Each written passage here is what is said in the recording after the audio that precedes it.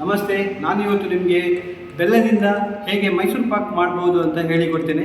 ಬೇಕರಿಯಿಂದ ತರುವಂತಹ ಮೈಸೂರು ಪಾಕ್ನಲ್ಲಿ ಡಾಲ್ಡ ಇರುತ್ತೆ ಮತ್ತು ತುಪ್ಪದ ಅಂಶ ಕಮ್ಮಿ ಇರುತ್ತೆ ಮತ್ತು ಇದಕ್ಕೆ ತುಂಬಾ ಸಕ್ಕರೆನ ಆ್ಯಡ್ ಮಾಡಿರ್ತಾರೆ. ಹಾಗಾಗಿ ನಾನಿವತ್ತು ನಿಮಗೆ ಒಂದು ಅದ್ಭುತವಾದಂತಹ ತುಪ್ಪದಿಂದ ಮಾಡಿದಂತಹ ಬೆಲ್ಲವನ್ನು ಯೂಸ್ ಮಾಡಿದ ಒಂದು ಮೈಸೂರು ಪಾಕನ್ನು ಹೇಳಿಕೊಡ್ತೇನೆ. ಮೊದಲು 200 ಗ್ರಾಮ್ ಕಡಲೆ ಹಿಟ್ಟು,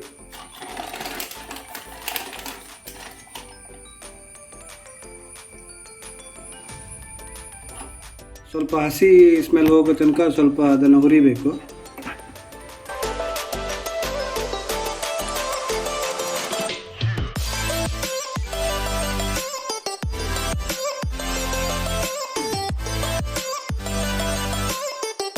ಈಗ ಇದು ಹುರಿದಾಯಿತು. ಇದಾದಮೇಲೆ ನಾವೀಗ ಇನ್ನೊಂದು ತವದಲ್ಲಿ ಬೆಲ್ಲವನ್ನು ಹಾಕಿ ನೀರು ಮಾಡ್ಕೋಬೇಕು. ಆರ್ಗ್ಯಾನಿಕ್ ಬೆಲ್ಲ ಸಿಗ್ತದೆ, ಅದನ್ನು ತಗೊಳ್ಳಿ.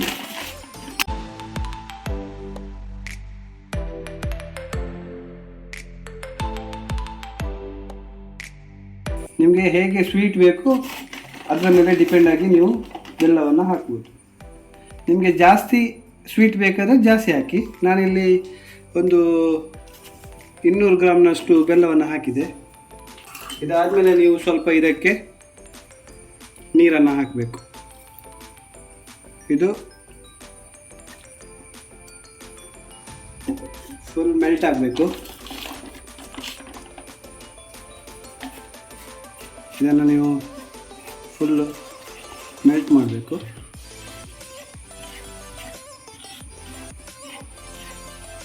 ಅಲ್ಲಿ ತನಕ ನಾವು ಈಗ ಈ ಕಡಲೆ ಹಿಟ್ಟಿಗೆ ತುಪ್ಪವನ್ನು ಬೆರೆಸೋಣ.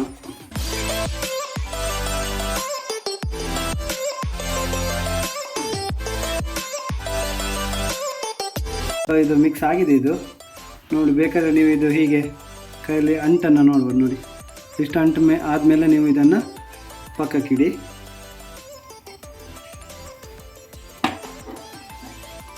ಆಮೇಲೆ ನೀವು ಪುನಃ ಆವಾಗ ಹಿಟ್ಟನ್ನು ಏನೊಂದು ಮಿಕ್ಸ್ ಮಾಡಿದ್ರಿ ಅದನ್ನು ಪುನಃ ಇದಕ್ಕೆ ಬಿಸಿಯಾಗಲಿಕ್ಕೆ ಇಡಬೇಕು. ಅದಾದಮೇಲೆ ಇದಕ್ಕೆ ಈಗ ನೀವು ಮಾಡಿದಂಥ ಒಂದು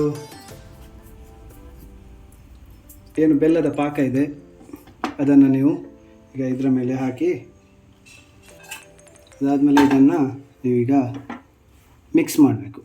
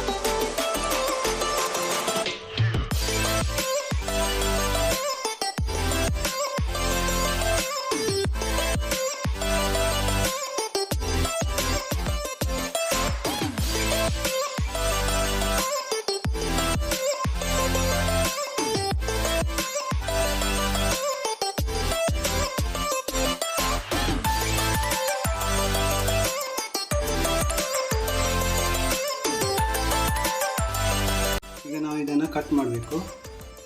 ನಿಮಗೆ ಯಾವ್ಯಾವ ರೀತಿ ಬೇಕೋ ಹಾಗೆ ಕಟ್ ಮಾಡ್ಕೊಳ್ಳಿ.